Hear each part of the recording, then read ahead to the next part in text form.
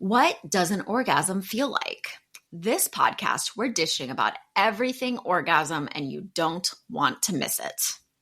While women are asking, is there a way an orgasm should feel? Men are asking, how can I maximize her pleasure during sex? On this sensational sex bonus podcast, we don't know the answer, but we're doing our best. We're trying to explain what a woman's orgasm feels like. We'll then walk you through the 5 stages of arousal that lead to a woman having an orgasm. And we had a very interesting discussion unpacking what an orgasm feels like. You'll then learn the difference between a vaginal orgasm, a clitoral orgasm, and a G-spot orgasm. Make sure to listen and follow, because this podcast will give you the tools to create a sex life that is fulfilling for you. Welcome to the Sensational Sex Podcast, where we help women in long-term relationships thrive after the honeymoon stage is over. Are you a woman who wants a deep, intimate, and satisfying connection with her partner? Of course you do. Amy Rowan and Dr. Trina Reed have the answers, and all you have to do is join us each week and take a small step. Soon enough, you'll be that woman who effortlessly has a satisfying sex life. Follow us on social media at Sensational Sex Podcast. Share this episode. Return next week. Leave a review. And thank you so much for subscribing. Now, let's start the show. Hello, beautiful people. I'm Amy Rowan, the suburban sexologist. Thank you for listening to the Sensational Sex Podcast. We're so happy you're joining us. I'm Dr. Trina Reed, and even though your sex life will never be perfect, you can create a sex life that is perfect for you, and we're here to help you with that. It's that time, Amy. We don't have the answer, but we'll do our best sex question. This month, we're discussing what an orgasm feels like. First, you'll learn what the stages of arousal are for a woman to climb to an orgasm. Then, at the end of the podcast, we'll talk about the different types of orgasms, vaginal, clitoral, and G-spot, and the best way for women to experience multiple orgasms. Amy, why are we doing this podcast? I found this Facebook video where a husband, Kales, asks his wife, Steph, what it feels like to have an orgasm. And at the time of the recording of this podcast, the Facebook video got over 8.1 million views and 976,000 reactions. That's a lot of views, which means there's a lot of curiosity. People want to know what an orgasm feels like. So let's tell everybody about the video. The video starts off with the husband, Kales, asking, why did his wife, Steph, need to concentrate in order to have an orgasm? He also asks what she is concentrating on in order to finish her orgasm, which I think are both very good questions. So Steph answers, do you know when you feel that sensation like you're building up to a sneeze? That's kind of what it feels like for a girl to O. Okay, Amy, I am not going to comment on how she used the word girl to describe a woman, or how she used O because she probably couldn't say orgasm. I'm not going to say anything because listeners will inevitably roll their eyes that I'm being overly woke and sensitive, yet I'm just saying there's a reason women's sexuality is still not equal. Anyhow, the husband is confused about the idea about concentrating like you have to sneeze, but then you see it dawning on him, and he says, it's like you need to stare into the light in order not to sneeze, which I haven't heard before. And Steph replies, why do you think women close their eyes? It's our way of staring. Her husband is still confused. Steph explains that women have to concentrate in order to orgasm. And this is the part that got me. Kales replies that men need to concentrate not to orgasm. The inevitable yin-yang opposite women's and men's sexuality. It never ends. So if you're interested in watching this video, we'll put the link in the description. Yeah, in all my years of doing this job, Amy, I never once thought about what an orgasm feels like. It just never occurred to me. Like, what does an orgasm feel like? It's actually kind of a difficult thing to explain. That's why I liked this video, because the way that they talked about it, I thought was very interesting. And for me, well, I think the other thing that's interesting about this is there are so many different ways an orgasm can feel. An orgasm can be literally as light as a sneeze, and then it can also be this whole body earthquake experience and literally everything in between. There's so many different experiences of orgasm, especially for women. I think that men's orgasmic experiences are a little bit narrower, and that's not to say that they don't have different types and experiences, but I think for us, we have a very, very wide variety of different types of feelings. When we're paying attention, so I think, that's part of the equation, is when we're paying attention to what this orgasm experience is. Let's unpack this idea of what an orgasm feels like. It's a process that starts with a woman paying attention to the signs of her body. I believe the way to have better and more consistent orgasms is to understand the process your body is going through to get itself ready. Or if you're not sure whether you've had an orgasm, you need to first figure this out on your own before you can orgasm with a partner. The feeling of an orgasm is very difficult to describe, and it is different for every person, but there are similarities for all of us. So there are 5 stages for a woman becoming aroused. So stage number 1 is a willingness to engage. When you positively anticipate having sex, you will set up your brain chemistry, meaning your sexual mindset, to anticipate this is going to be a pleasurable experience. Stage 2 is the arousal phase. And this is where you make the transition from your brain and into your body as it starts to get turned on. So you might start to sweat, your nipples will start to get hard, you start to get a little bit wet, your orgasmic platform starts to become engorged with blood. So stage number 3 is you hit a plateau. And this is where a lot of women get stuck and are not able to move into having an orgasm. If you don't have enough clitoral stimulation, and or if you have a negative mindset, like you just had a recent fight with your partner, it's going to be really difficult to move into your orgasm. Stage 4 is moving into having an orgasm. And what this feels like is different to everyone. You can feel a contraction inside your uterus, your breath changes, you might clench your pelvic muscles, your feet and your toes can start to curl in, your labia becomes larger and a darker shade, and sometimes even one of the labial lips might become larger than the other. And stage number 5 is resolution. So with proper stimulation and a positive sexual mindset, some women can move into multiple orgasms. However, a woman's ability to experience orgasm is not consistent. Most women really struggle to compartmentalize her day so that she can focus solely on her pleasure. Instead, her ability to experience an orgasm is like walking a tightrope. It can be enhanced or thrown off at any of these stages, sometimes by the tiniest things. Yeah. So for example, she can think, oh my goodness, this feels really good. Or she could think, why did my partner start a fight about taking out the garbage? They're equal thoughts, but they're going to have 2 very different results.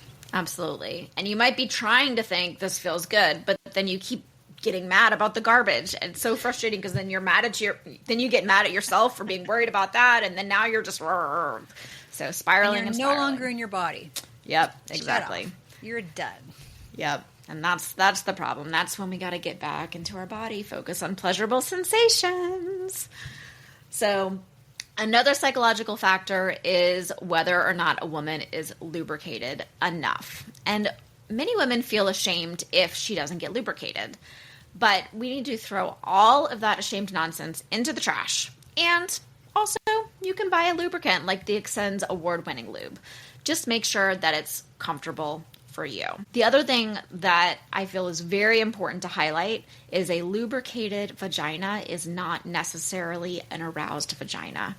So lubrication is obviously very important and helpful, but just because you're wet doesn't necessarily mean that you're already there and aroused. And that's a big, big misconception out there. Yeah, so for those people who don't know, the vaginal canal in a relaxed state is a collapsed tube. So once a woman becomes aroused, that collapsed tube starts to expand and become the canal. So if you're trying to have intercourse with a collapsed tube, you're like you're trying to shove something into a collapsed tube. So even though she might be wet, you're doing this with a collapsed tube, and it's not as comfortable as it could possibly be. Yeah. And wetness literally is a protective body response. All wetness means is that a vagina can be penetrated without discomfort, but that still doesn't necessarily mean that she's aroused. So the list of things that can throw a woman off having an orgasm is really long. So let's not forget other psychological factors, which include self-esteem, body image, and attitudes towards sex, as well as trust, intimacy, and relationship length, which can all impact sex and your ability or your inability to reach an orgasm. The problem becomes that these psychological factors combined into one big tangled mess. And luckily, that's what we're doing here on this podcast. We're untangling this so that you can pay attention to your pleasure and your orgasm. So I think it's really important for people to know the stages of arousal, that, there is this stepping stone to getting towards your orgasm. It's not just you touch the clitoris and boom, it just happens like that. So there's phases that your mind and body go through in order to get you there. And it's not even just a stepping stone. Like, yes, it is kind of like a staircase, but you might slide down, and then you might have to climb back up again, and then you might slide again, and then you might climb up again, and then you get up, and then you go over, So it's not consistent. It's not predictable. It's not linear.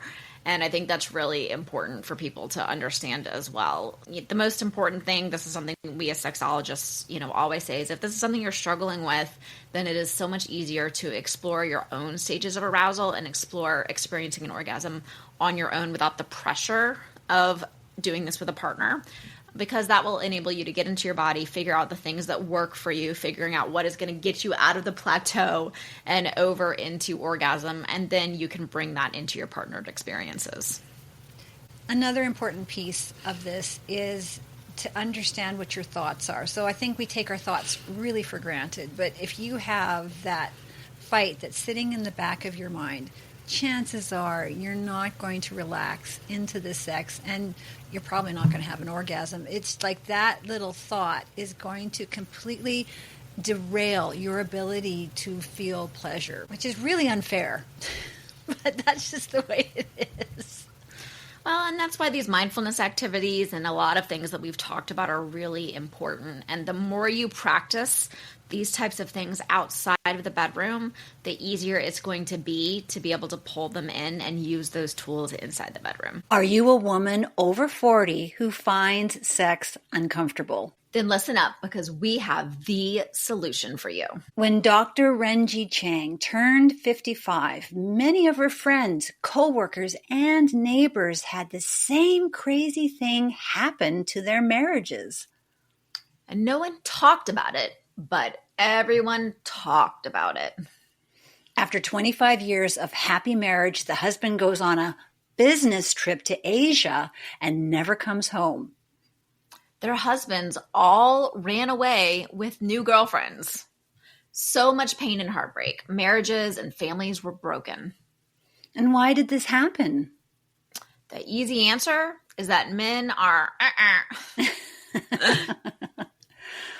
But Dr. Renji Chang, as a scientist and a gynecologist, did not think that was the whole answer, so she dug in deeper. She discovered that after menopause, 30% of women experience issues that made sex so painful that it became impossible. And she found that no more sex was the first domino, and divorce was the last domino. Dr. Chang wanted to help save these marriages, so she invented New Eve. New Eve is a natural remedy that works using nutrients taken both orally, topically, and vaginally to nourish your tissues, promoting collagen and elasticity and restoring your body's normal sexual functions. New Eve has custom formulations for dryness, painful sex, bacterial vaginosis, chronic UTIs, bladder prolapse, cytolytic vaginosis, vaginismus, aerobic vaginitis, and much more. If painful sex or other intimate health issues are affecting your relationship, New Eve offers a natural, effective solution. Order New Eve today and start your journey back to a healthy, fulfilling relationship. Your body deserves it. And here's even better news. Our affiliate link in the description will get you a 5% discount. Simply use the code SSP. And remember, when you take care of your vulva, she will take good care of you. Okay, Amy, we're back. And now that we know the stages of arousal, let's dive into the different types of orgasm a woman can experience. So we're going to put on our sexologist hats and we're going to get a little bit orgasm technical so that you can have the proper information. So thank you for bearing with us as we get academic. So an orgasm is defined as a reflex experienced at the peak of sexual arousal. An orgasm is often accompanied by muscle contractions in the uterus, vagina, and anus. The other features of an orgasm, such as duration and intensity, will differ from person to person. And there's a big difference between how a man experiences an orgasm and how a woman experiences an orgasm. It takes a man about 2 to 2.5 minutes to be able to go from arousal to orgasm. It takes an average woman 15 to 20 minutes to reach orgasm depending on her age and her life circumstances. And this means that if you're trying to make her come first, you need to spend a lot of time getting her there. Unfortunately, too many women want to skip the foreplay, that I always call coreplay, by the way, and get right to intercourse. But that is for another podcast. Yeah, let's just say, please don't skip the foreplay. No. It's, your poor little vagina. Just think about your poor little vagina. She needs some stimulation. Please go with the foreplay. Don't cheat yourself out of it. You are worth it. You are worth the time and effort that it takes for you to experience pleasure. Allow it to happen. Don't skip.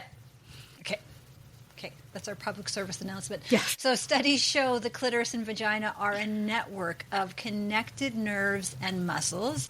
And Amy, why don't you describe the clitoral legs and external clitoris? Absolutely. So if you're watching the YouTube video, you can see this on the podcast. People think of the clitoris as just the tiny little part that is on the outside of the body. That is actually the tip of the iceberg to a whole network of nerve endings that actually goes all the way throughout the vulva. So if you are listening to this, I want you to imagine almost a V shape with a little nub on the inside. And the V is the clitoral legs. These are the dorsal nerves. And then on the inside of that, there's 2 larger clitoral bulbs. And these are full of engorgement tissue, just like the inside of the penis. And so the more aroused you get, the more blood flow you get into those clitoral bulbs. And then you actually can sometimes start to physically see that in the vulva, because the vulva will start to swell. So what we think of as the clitoris as this tiny little button, again, it is actually this whole enormous area. And we'll post a link to this picture and diagram in the show notes so that you can take a peek. So before we dive into orgasms, you know how I love to reframe language. Yes, that's your favorite. It's one of my favorite things, but it is so common. We hear orgasms, we hear reach orgasm, give orgasm, achieve orgasm. And again, it's this goal-oriented, focused language that we're using there. And so I love saying experience orgasm versus achieve orgasm, because if you don't achieve something, then what have you done? You failed. You failed. And There's no failure here. We don't want to put it into that mindset. So just a little reframe. Notice when you hear people talking about orgasms that you're going to start to pay attention to that. So orgasms experienced through penetration alone are just one example of indirect clitoral stimulation. And this further demonstrates that vaginal orgasms aren't as plainly distinct from clitoral orgasms. Which may seem like we're splitting hairs. However, only 18% of women say they can climax from vaginal intercourse alone without clitoral stimulation. And that is all dependent on how the clitoral legs are wrapped around her vaginal canal. And I want to repeat that last part because there is still this myth that women easily orgasm with vaginal penetration, and it is a massive point of shame for millions of women.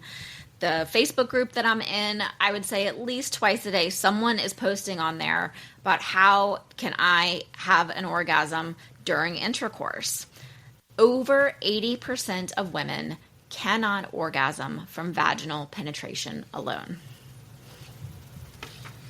And so if you resemble that remark, you are not broken. You are, in fact, absolutely normal. And here's a fun fact. When you pay attention to your menstrual cycle, it's going to give you clues on your body and its arousal pattern. So different times of the month, you will need different types of stimulation. Another fun fact, when some women orgasm, her vagina can actually start to contract and pull things in. For other women, they might actually push out. So if you have your partner inside of you, your vagina might bear down during the orgasm or push them out. So if you're that partner, hang on and enjoy the ride. So what do you do, Amy? I mean, have you ever had the experience where I think it happens most frequently with doggy style, where, they're thrusting and you're starting to have your orgasm and you literally push them out. Like, our vagina can push out a thrusting penis, which really isn't a surprise because we also push out babies. So, yeah, our vaginas push out babies. So, I mean, what's a little penis? It's like nothing. No, come on now.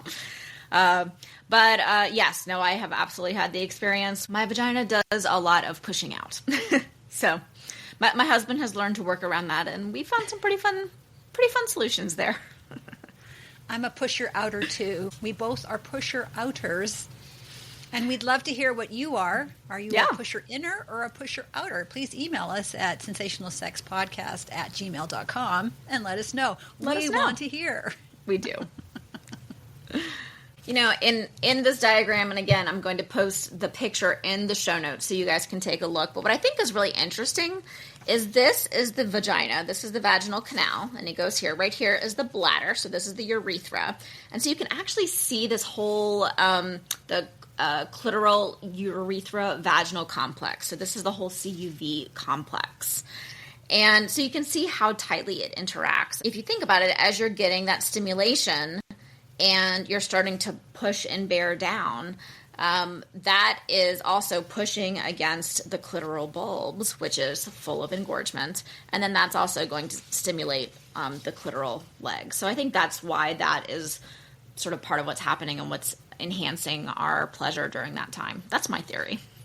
Well, I think you're just reemphasizing why core play is so important, because you're engorging that area, you're bringing more attention and stimulation and sensation to it, and suddenly, I just know that every single woman I've talked to who has said, what I've asked them, what is the best sex of your life? And inevitably, it's when they were juiced up and completely into the sex, and most likely they had a fully engorged orgasmic platform, and they were feeling all the wonderful sensations because they allowed themselves to have the sensuality. And once you allow yourself, once you say, you know what, I'm going to allow my body to take as long as it takes, and just allow that to happen. Stop questioning it, stop worrying about it, and just allowing it to take as long as it takes without worry, then I would say for the vast majority of women, you are going to be able to experience those really amazing earth-shattering orgasms. Yeah, but it starts with sensuality. It doesn't 100%. start with stimulating the clitoris. Yes. Does that make sense? Completely.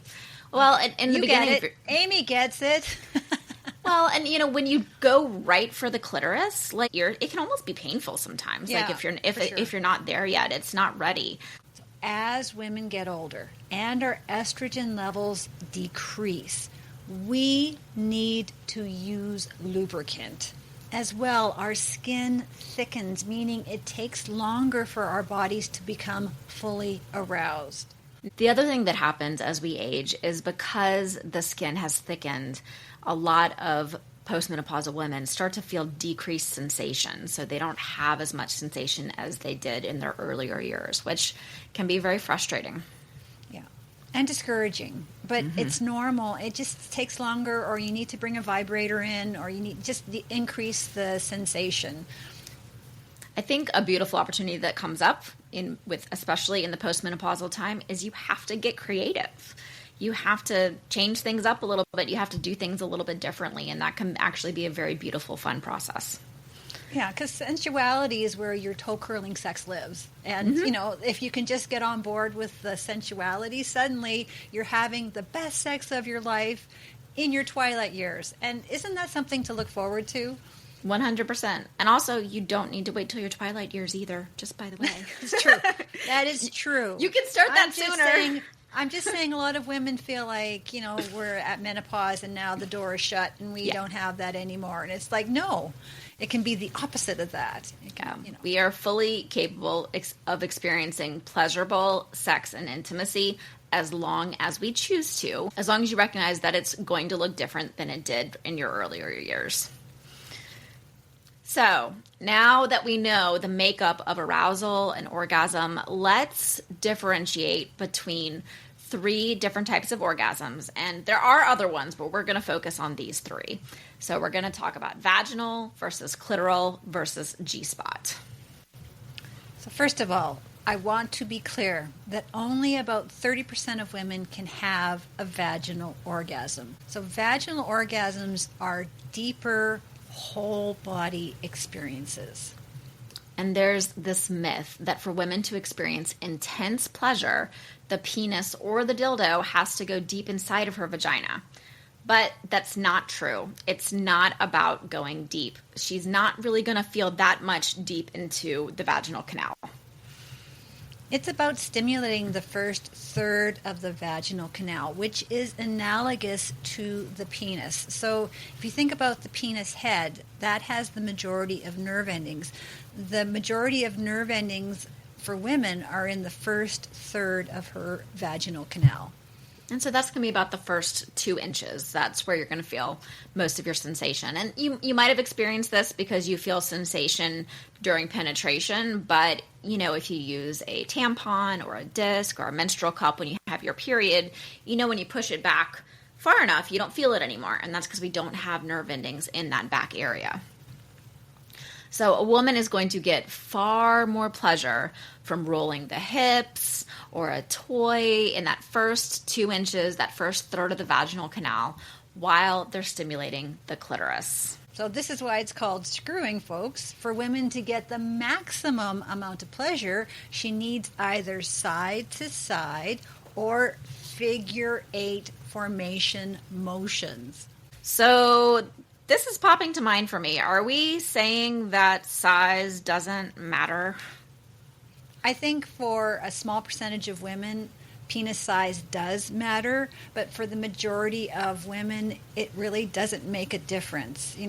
I think even though the emphasis for men is to have a rock hard, huge dick, honestly, if you don't know how to make it screw and rock and roll and figure 8, it's just like in and out, in and out, in and out. And I think we've all been in that place where it's the thrusting part of the sex and you're looking at the clock thinking, okay, I've got like 5 more minutes left. I've got 5 minutes. Oh, 4 more minutes left. Like you're in that part of the sex where it's the thrusting and you're like, oh, well, and hopefully during that part of the thrusting, the clitoris is being dealt with simultaneously. But if not, you're just laying back and waiting for it to finish.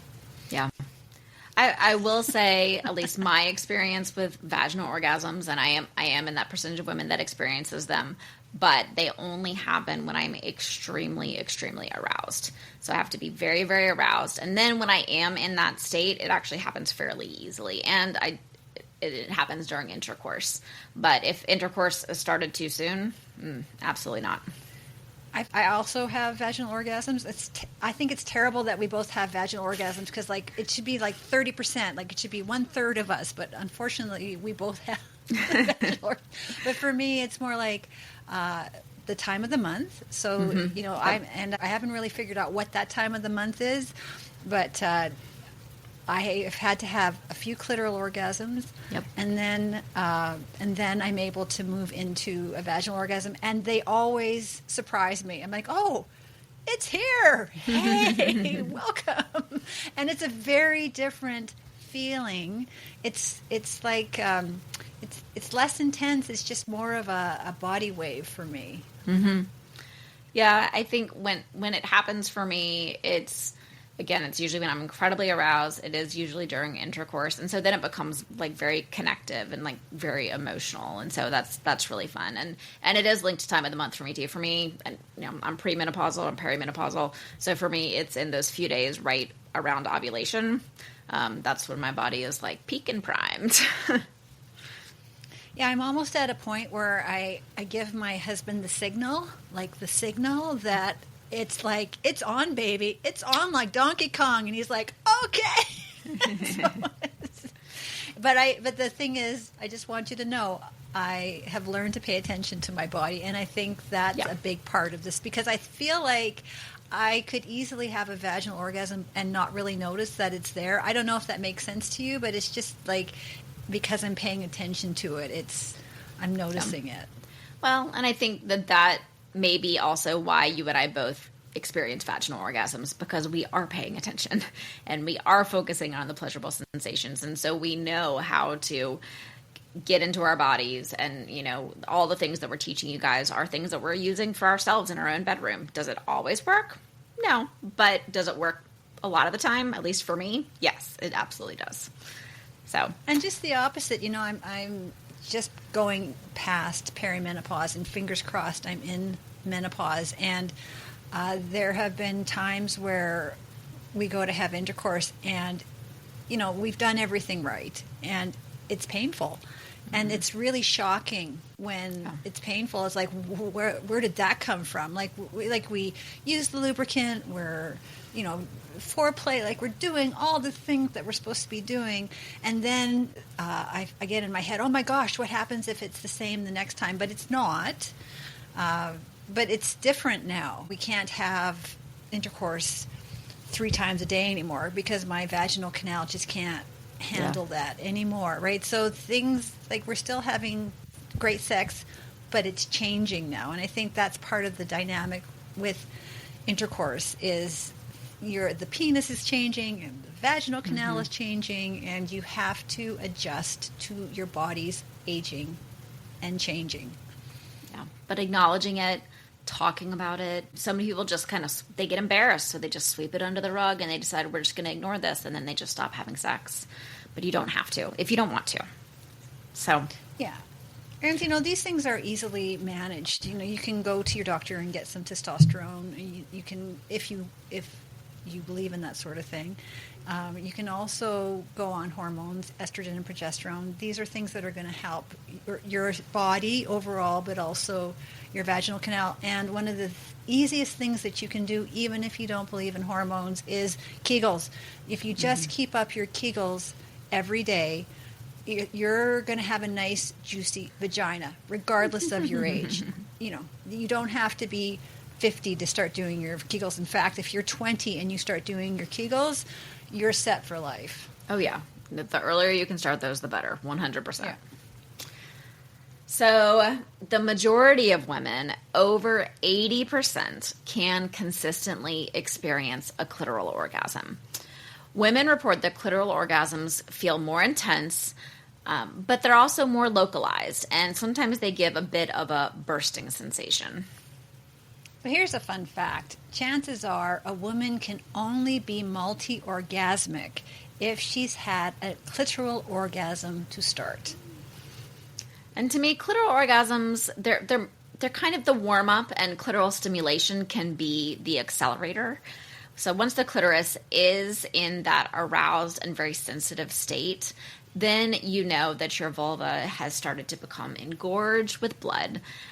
And that is when you're going to start to approach full arousal. And if you ever find yourself stuck in that plateau part of arousal, if you're there and you're like, I just can't quite get over there. I'm trying to get over the edge. Try to get over there. You know, like, for me, it's almost like a roller coaster. It's like you're going up, up, up. But sometimes you just get stuck at the top. It's like they hit pause and you're like, oh man, I'm stuck at the top of the roller coaster. But if you find yourself stuck there, that right type of clitoral stimulation is often what you need that's going to send you tumbling over into the orgasm. And whether that's fingers or a toy or a tongue, any of those things can be the thing that'll get you over the hump.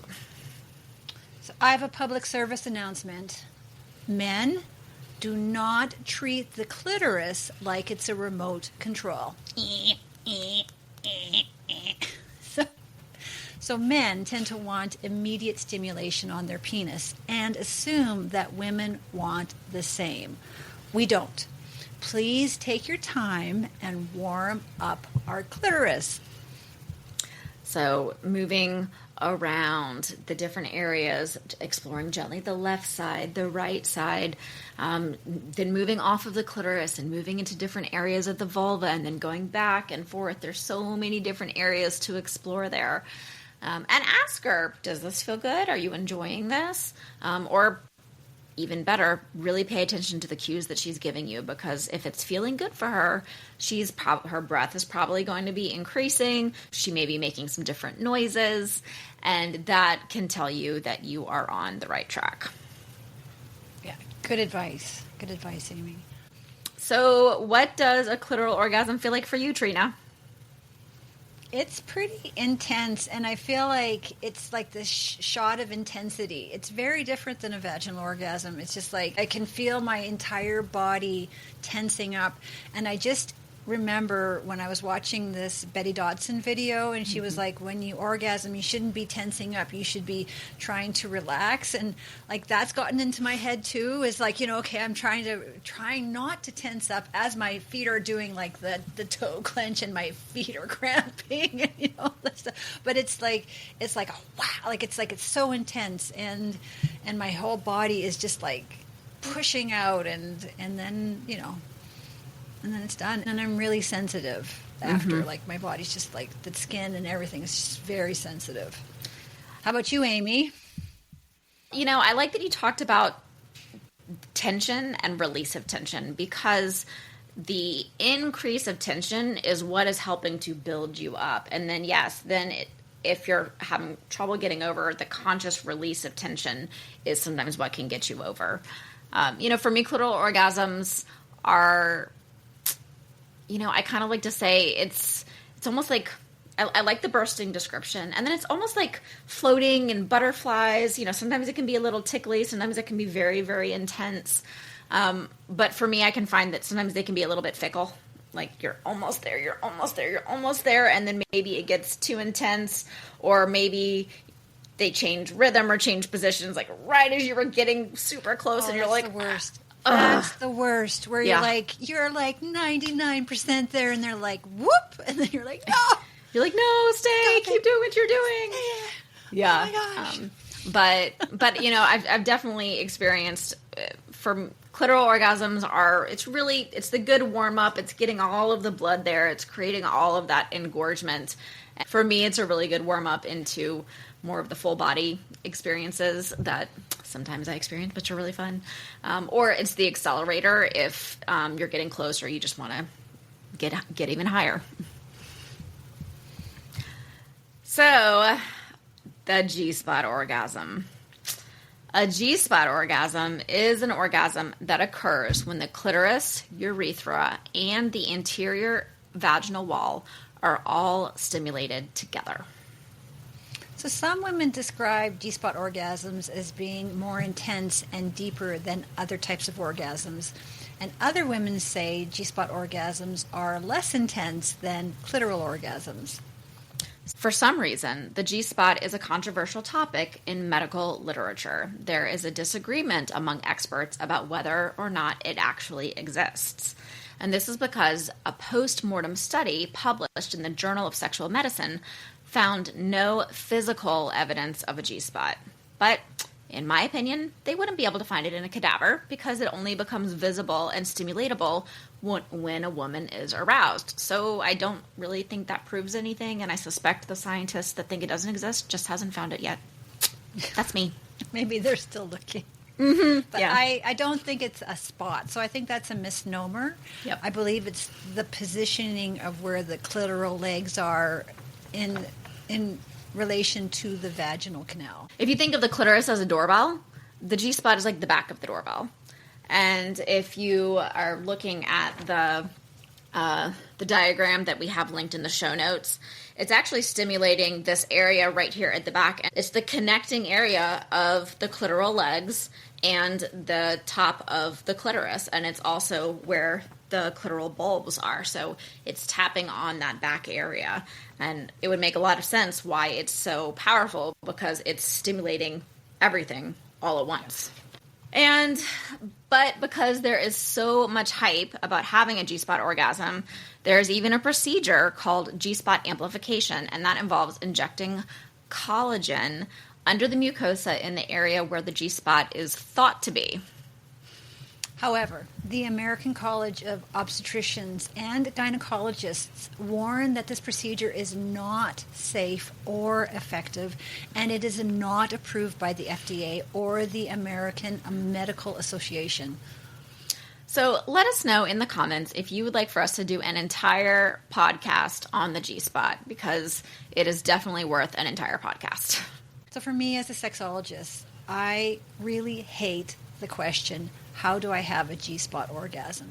Because chances are, if you're not in the 30% of women who can have a vaginal orgasm, you're not going to have a G-spot orgasm. So, I've done these G-spot orgasm seminars.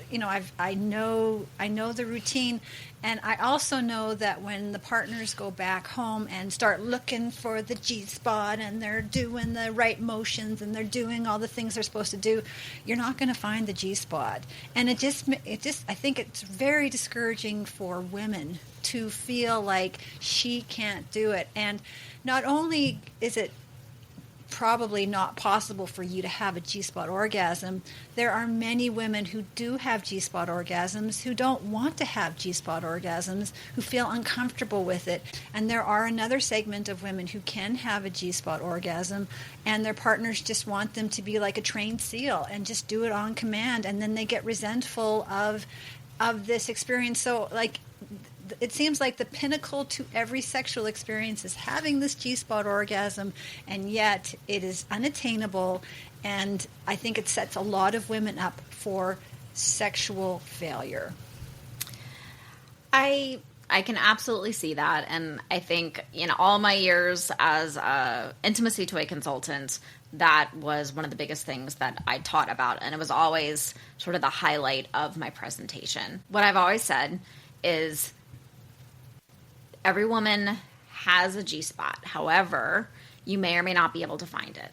But I would say it's worth exploring and seeing if you can find that, but without the sole focus of I'm going to have a G-spot orgasm. Again, focusing on pleasure. And what I always like to highlight is a lot of people have actually found it, but they didn't realize that they had. Because if you have ever had manual sensation, or maybe you've been in a certain position and you felt this sudden intense urge, like you had to pee, like you had to urinate really badly, and you're in the middle of sex and you're like, oh my gosh, I gotta pee really bad, where did that come from? And so you got out of bed and you ran to the bathroom and you tried to pee and nothing came out, and the reason is because you were very aroused, and that actually cuts off the urethra, so you can't pee at that point. But what was happening is the G-spot was being stimulated. So initially, when that area is being stimulated, it can feel uncomfortable. And a lot of women, once they get that... I'm just going to interrupt you. So I like to call this part of the G-spot orgasm, you've got to be with the P. Oh, I like that. You've got to be with the P. Okay. That's a good one. Because I think a lot of women get really, really close and then they back off from it because it's uncomfortable. It's a weird sensation. And if you don't know what it is, then a lot of people lean away from it. And so knowing that, now you know, you're listening, and a lot of people are like, oh yeah, that has happened to me before. And I wonder what that was all about. And it's because that arousal can create some pressure on the bladder. So if you are in bed and you're playing around and you do get that sudden urge, like you need to pee, be the pee. And be with the pee. And keep doing whatever it is that you're doing, whatever that is. Just keep doing that. And then oftentimes that G-spot orgasm will show up. And for me, it feels like a earthquake. It just takes over your entire body, and unearthly noises sometimes come out of my mouth. Like it's a whole wild thing, but I enjoy it.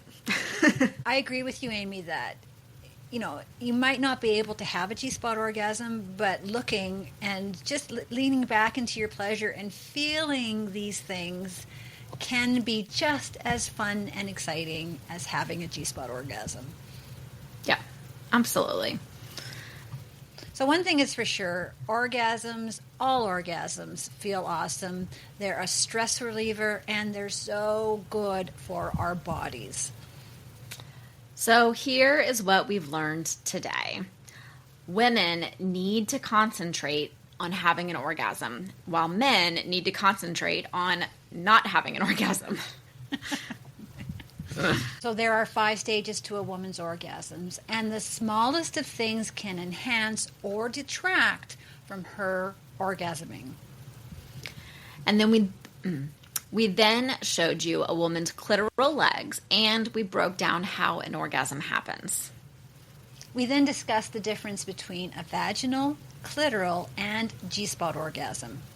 And we would love to hear from you what your orgasms feel like. So please drop a comment below or email us at sensationalsexpodcast@gmail.com. Amy, imagine what this world would be like if every person had an orgasm every day. Ooh, the world would become a really happy place. It really would be. That is for sure. That's it for us. Until next time, stay sexy. On next week's episode of the Sensational Sex Podcast. It's 2025, people. Why is there still a stigma about buying a sex toy, especially for moms? We have so many questions that we need to answer during this podcast. First of all, what do you look for? How do you get started with a new toy? How do you shop discreetly? Where do you hide your sex toys? How do you shop for them? Then at the end of the podcast, you're going to find out how to care and store your vibes, how to use them discreetly, and what you can do if your kids find your vibe. Are you struggling with lack of desire, mismatched sex drives, pain, or peri- or postmenopausal shifts that affect your sex life? Are you craving more pleasure and passion in the bedroom, but you don't know where to start? At Suburban Intimacy, I offer a holistic blend of one-to-one coaching, educational workshops, online events, and curated by a sexologist intimacy products. Book a complimentary discovery call at suburbanintimacy.com. And while you're there, download your 5 free tips for sexy scheduled sex.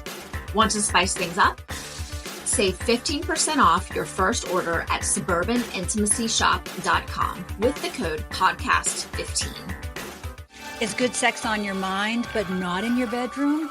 Go to trinareed.com and check out my award-winning books, The Sex Course and Sex Boot Camp. While you're there, grab your free copy of Sex Boot Camp Masterclass and sign up for my Success newsletter to get weekly freebies and easy ways to help you become the juiciest, sexiest version of you.